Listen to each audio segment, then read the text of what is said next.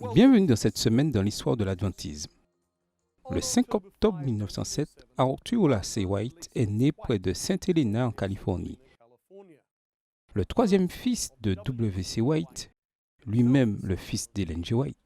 Arthur était l'un des 7 petits-fils d'Ellen White et il intégra le ministère pastoral, mais durant la plus grande partie de sa carrière, il fut secrétaire de la Ellen G. White Estate, un poste qu'il occupa de 1937 à 1978.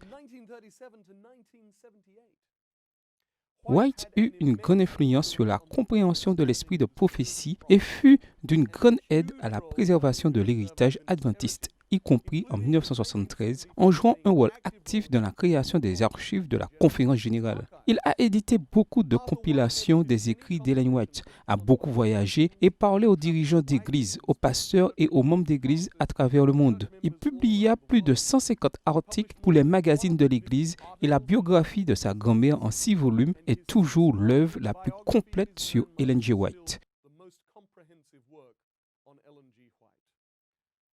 Arthur White est décédé en 1991. Le 6 octobre 1885, Herman Alaf Olson est né dans le Minnesota.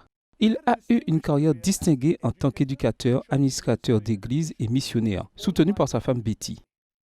Pasteur Olson a servi en tant que président du Brownview Seminary, l'université adventiste en langue suédoise, dans l'Illinois, et plus tard en tant que secrétaire du département de langue étrangère de la Conférence générale. Pendant une décennie, de 1930 à 1938, Herman a ensuite accepté un appel à servir dans la mission en tant que secrétaire de la division sud-américaine, un poste qu'il a occupé jusqu'à la session de la Conférence générale de 1946. Des problèmes de santé avaient déjà obligé Betty à retourner aux États-Unis. Et donc Herman a retrouvé un poste aux États-Unis à l'Emmanuel Missionary College à Berrien Springs, dans le Michigan, où Herman a enseigné au département religion. Betty est décédée en 1973 et Herman en 1982. C'était cette semaine dans l'histoire de l'adventisme.